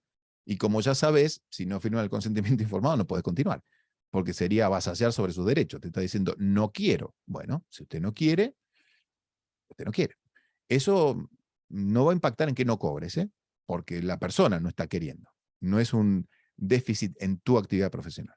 Pero el 99,9%, sobre todo en los casos civiles, no vas a tener problema. Firma el consentimiento informado, empezás a tratar de buscar cómo responder a los puntos de pericia, porque insisto, vos ya leíste los puntos de pericia, ya sabés qué quieren, tipo de personalidad, si hay estrés postraumático, tratamiento. Entonces vos al principio hablás para un poco romper el hielo, para conocer a la persona, y también porque desde la entrevista, los psicólogos y los médicos que tienen una escucha muy atenta, pueden detectar cosas que pueden complementar la batería de test que van a venir después. Y los test que vienen después son test que vos ya elegiste. ¿Por qué? Porque ya sabés más o menos para dónde vas a ir. Y si no, bueno, primera entrevista, simplemente para conocer a la persona, y lo citas para una nueva entrevista, ya con todos los test preparados. Entonces, segunda entrevista, o en la primera después, se hacen todos los test, se saluda a la persona, me pasé, y se le dice, bueno, yo voy a acompañar los resultados en el plazo estipulado, chau, chau, y se van. Y bueno, después de todo eso haces el análisis, ¿no? Esto que se llama el cuerpo, que es transcribir los puntos de pericia y pones al punto 1 en el cual me solicitan la descripción de el perfil, respondo que de acuerdo a los instrumentos utilizados y pongo qué instrumentos utilicé, se determina que existe un grado de trastorno o una motricidad o una personalidad o lo que vos hayas determinado o lo que encontraste. Si sos médico, bueno, en función de las placas, advierto que existe una fractura y que presenta compatibilidad con el tipo de caída. Entonces vas respondiendo a los puntos que te van preguntando. Y una vez que lo terminás, bueno, solicito, se usa una palabra que es petitorio, que es solicito, señor juez, que tenga por presentado este informe y se corra traslado. Correr traslado en el derecho significa que eso que vos presentaste se lo pongan en conocimiento a las partes. Se lo muestren al abogado de la señora y se lo muestren al gobierno de la ciudad y al frentista. ¿Para qué? Bueno, porque ellos necesitan verlo, porque esa es prueba que está en contra de ellos. ¿Y para qué? Y para eventualmente cuestionarlo. ¿Y qué pueden cuestionar? Y bueno, si no están de acuerdo con las conclusiones, que tal vez no estén de acuerdo. Si vos determinaste que hay lesión compatible con el accidente, si sos médico, o si encontraste un estrés postraumático, no van a estar muy contentos. Entonces van a tratar de cuestionar ese informe pericial. Porque si lo logran cuestionar eficazmente, eficientemente, si logran encontrar una contradicción, un problema metodológico, lo que van a hacer es que ese dictamen, que es una prueba, que está diciendo hay lesión culpable o hay daño psíquico culpable, no valga. Entonces van a tratar de boicoteártelo. Y ese boicoteo se llama en derecho impugnación. Cuando vos presentás la pericia, los abogados de las contrapartes, siendo asesorados acá por profesionales, por psicólogos o médicos, miran, leen la pericia, entonces ahí el psicólogo o el médico, tomemos el caso del psicólogo, le dice, no, pero acá, ¿con qué le hizo el estudio del estrés? Con la entrevista nada más, está loco, ¿cómo le va a hacer? ¿Cómo va a llegar a la conclusión de que hay estrés postraumático simplemente con la entrevista? No, acá plantea impugnar y decir que hay una falla metodológica porque no hay instrumentos de medición objetiva que se puedan cuestionar, que ha sido una conclusión apresurada, aventurada y arbitraria. Por lo tanto, solicitar la nulidad de la pericia. Entonces vos, abogado, decís impugno pericia y haces el escrito señalando que en la pericia presentada por el perito no se advierte que haya utilizado ningún instrumento de los validados por la comunidad psicológica argentina para la determinación del estrés postraumático. Por lo tanto, no siendo una pieza científica, solicito que sea declarada nula. Punto. Y ya está, y presento eso. ¿Y cómo sigue eso? Bueno, ahora te van a dar traslado a vos, psicóloga o psicólogo o médico, si hubiera sido médico. Y el traslado significa que te va a llegar una notificación a tu casilla electrónica. Si vos la estás mirando, la vas a ver. Si no estás mirando, no la vas a ver, salvo que le prestes atención al mail de cortesía, que te va a decir, tiene una información en la página del Poder Judicial. Entonces veo y dice, corre traslado de impugnación. Entonces ahí vos vas a leer lo que dice ese abogado. No va a ser el perito el que te lo escriba, va a ser el abogado. La letra se la va a dar su profesional amigo. Y entonces vos vas a ver que va a decir que no están acompañadas ninguna de los protocolos o que no se han utilizado ningún test validado. Y por ahí vos ahí decís, uy, se me olvidó acompañar los test. Entonces, acompañás una ampliación de la pericia. Es decir, por un error involuntario vengo a acompañar todos los test e informo cuáles son las conclusiones. Entonces, evidencio que le hice los test, pongo en evidencia que esto existió y que por un error involuntario no los acompañé en su momento.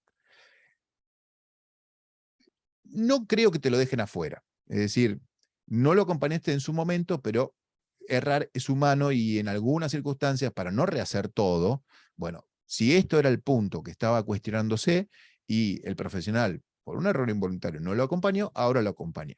Se corre otro traslado, y bueno, ahí puede ser que la contraparte no diga nada, porque diga, no, bueno, no, sí, hizo los test de acuerdo a lo que la comunidad psicológica amerita que se utiliza para este tipo de cosas. Pero por ahí te hizo el test con un estrés postraumático para niños. Entonces ahí de vuelta, no, mira lo que hizo, lo hizo con el de niño, impugnalo de vuelta. Entonces vos de vuelta, impugno porque el bla. Ya te imaginas. Si sale bien la cosa para vos, el juez va a rechazar las impugnaciones y tu pericia va a quedar consolidada. Y eso es una prueba. Ya es una prueba que dice, acá hay estrés postraumático. Cuando el juez dicte sentencia, se va a decir, acá hay estrés postraumático. No es a mí me parece, hay. Si está impugnada tu pericia y se termina determinando, se termina cuestionando la legitimidad de tu pericia, se nombra otro perito y tal vez ese otro perito encuentra que no hay estrés postraumático. Vamos a poner el ejemplo. No hay. Entonces acompaña la pericia, no se la cuestionan y entonces el juez cuando dicta sentencia, bueno, por el daño físico, bueno, si el médico dijo que la lesión era compatible con la caída, va a determinar una indemnización. Por el daño psicológico se rechaza ese punto. Ese rubro de reclamo se rechaza. ¿Por qué? Y porque el perito determinó que no había daño psicológico. Daño moral, bueno, el juez va a decir, sí, la verdad es que el sufrimiento que tuvo esta mujer, la perturbación a su paz, esto va a ser indemnizado. Daño moral se indemniza. Daño material, bueno, si se le rompió algo, se le rompió el changuito con el que iba caminando, también se indemniza. Entonces ahí termina el juicio con una sentencia.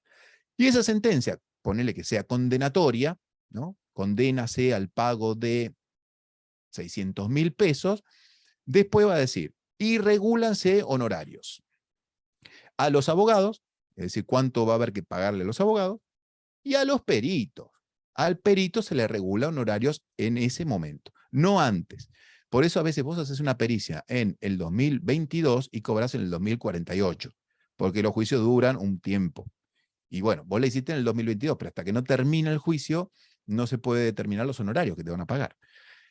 Antes lo que era bastante negativo era que te regulaban honorarios y también había un plazo largo para cobrarlos.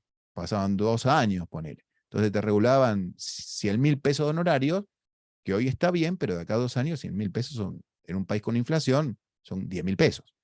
Hoy se cambió esa forma de considerar a los honorarios y se establece que ya no te van a pagar en moneda fija y constante, sino que te van a pagar una cantidad de algo que se llama unidad de medida arancelaria, UMA. Se le llama UMA. Entonces, a vos te van a pagar 10 UMA, 100 UMA, 500 UMA. ¿Y eso qué es? Bueno, cada UMA es un porcentaje del salario de los jueces. Entonces, vos agarras un salario de juez, le aplicas el porcentaje y eso te da el valor de un UMA.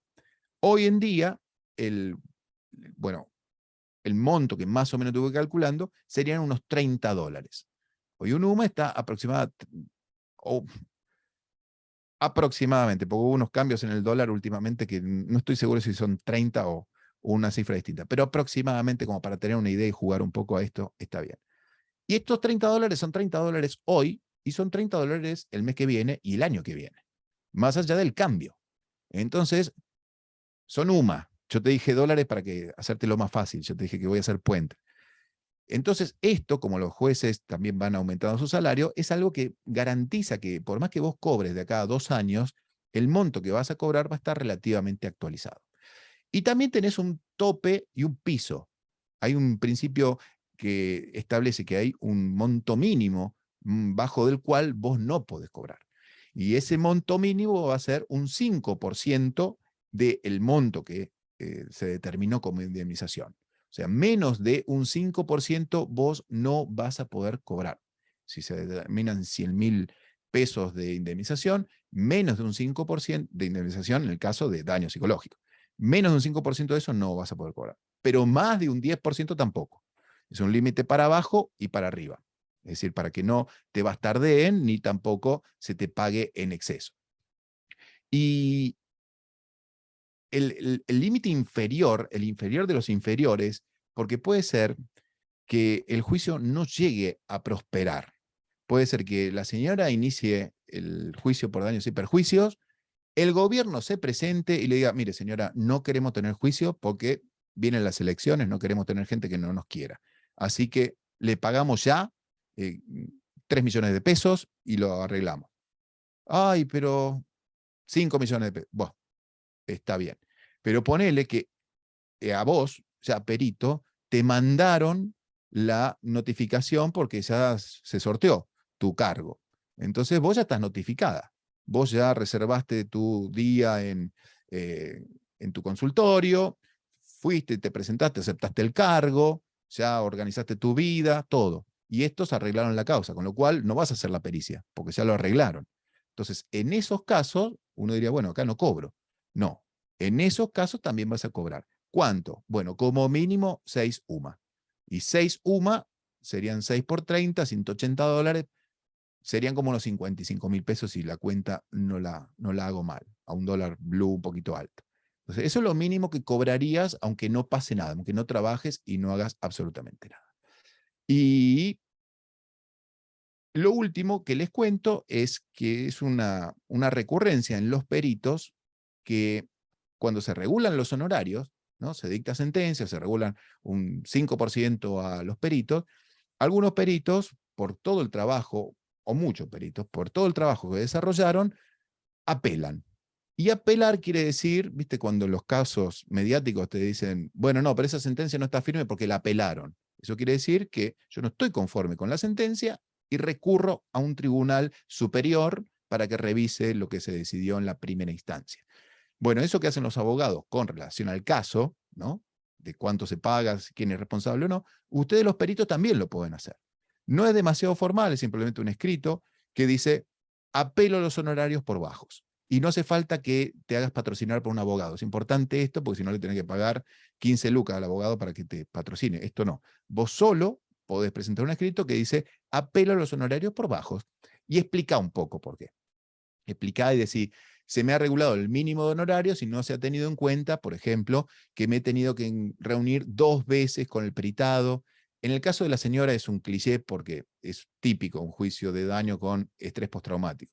Pero si la señora hubiera desarrollado otro tipo de patología, una agorafobia, ¿no? O la señora en el caso del estudio médico tenía muchas lesiones anteriores, con lo cual fue muy difícil determinar si la lesión se produjo por el daño, si no hubo una concausa por esta osteoporosis, si vos explicás todo el trabajo que tuviste que hacer, si demostrás todas las horas que te llevó, todo el material que tuviste que analizar y revisar, bueno, exponés al tribunal que tu trabajo profesional pericial conllevó mucha tarea y aparte fue novedosa por esto que te acabo de señalar. Y además no fue impugnada, imagínate que no te la impugnaron.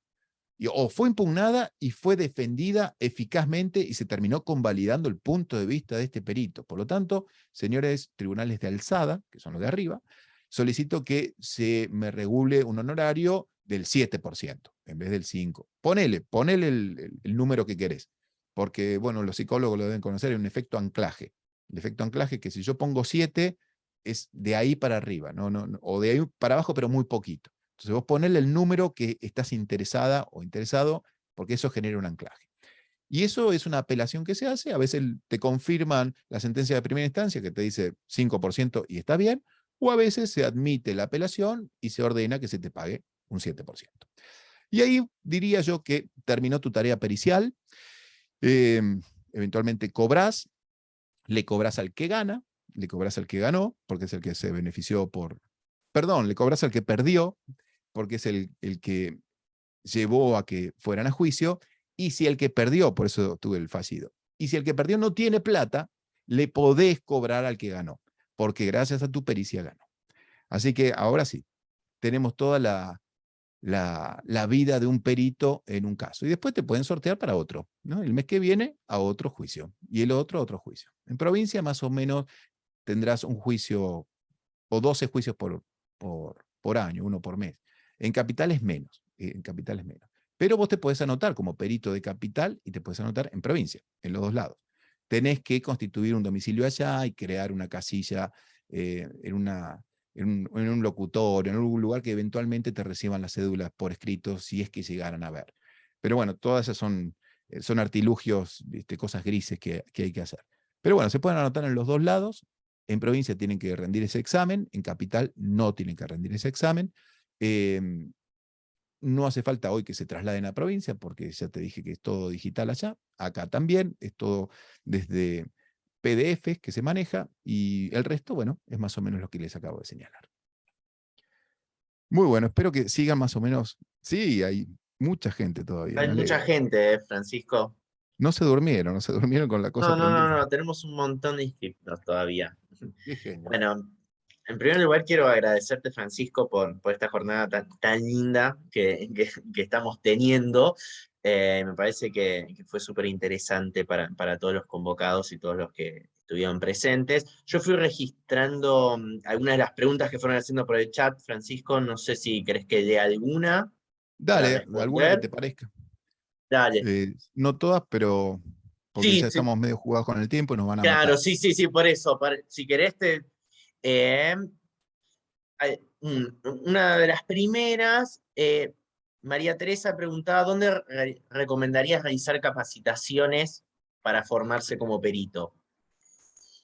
Sí, miren, hay en capital y en provincia, los colegios médicos los tienen, los colegios de psicólogos lo tienen, porque en provincia se los exigen.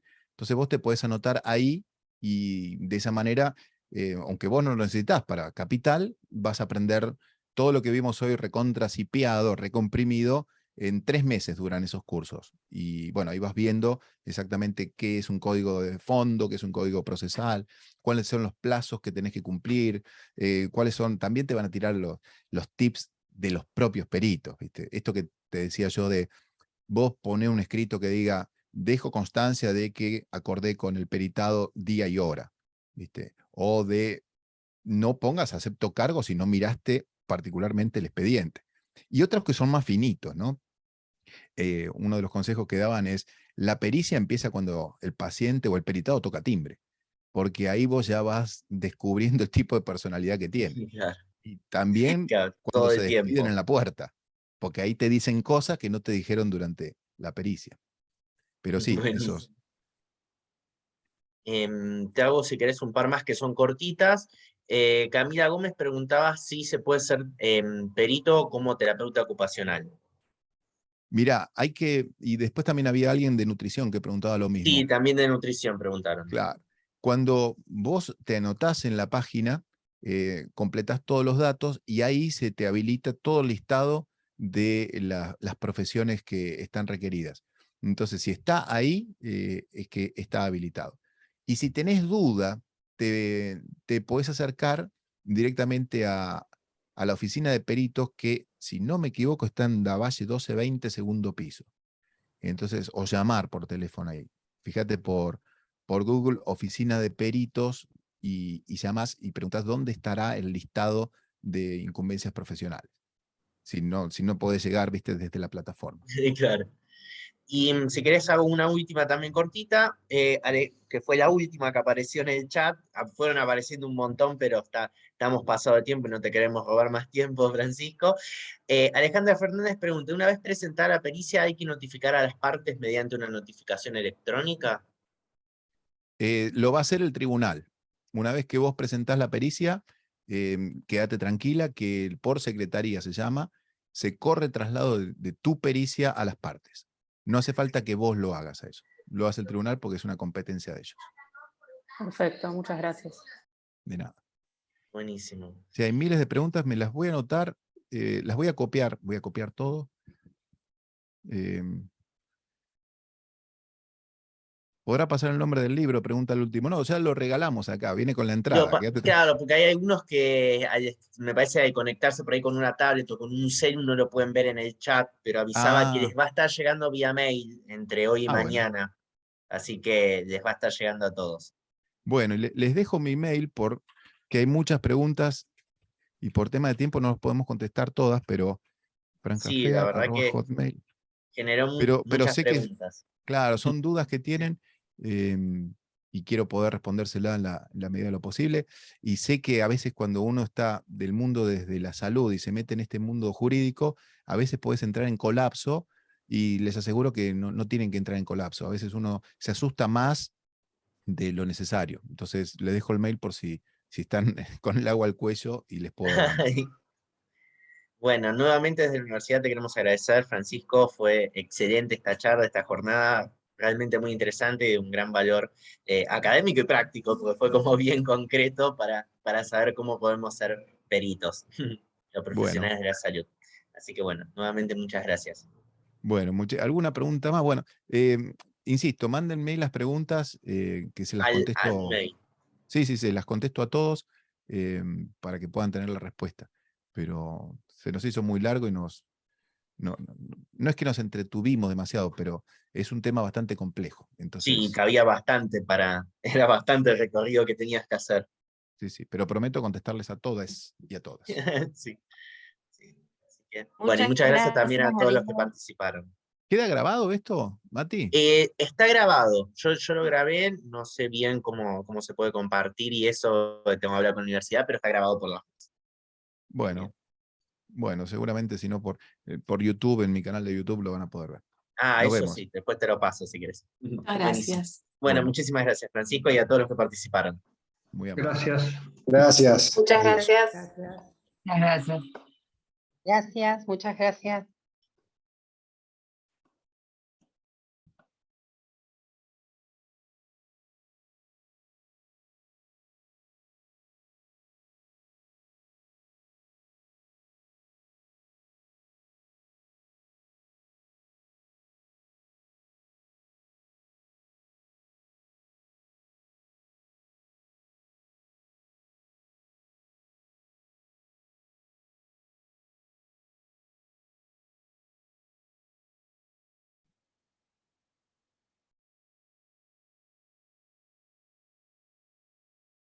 ¿Cuántas preguntas, Mati, acá? Pero bueno, a ver si me escriben, yo les contesto a todos. Sí, fueron apareciendo, las fui registrando y en un momento se empezaron a sumar. Pero es un tema súper interesante. Además, los profesionales de anotar salud en como general no perito? estamos empapados de conocimiento en esto, entonces... No, es verdad. Bueno, te dejo porque ya me tengo que ir yo. Sí, Bueno, mil gracias. mil Estuvo gracias a vos buenísimo, también. Francisco. Y después te paso, si querés, la grabación. Dale, buenísimo. Gracias, Mati. Nos estamos hablando. Chau, chau.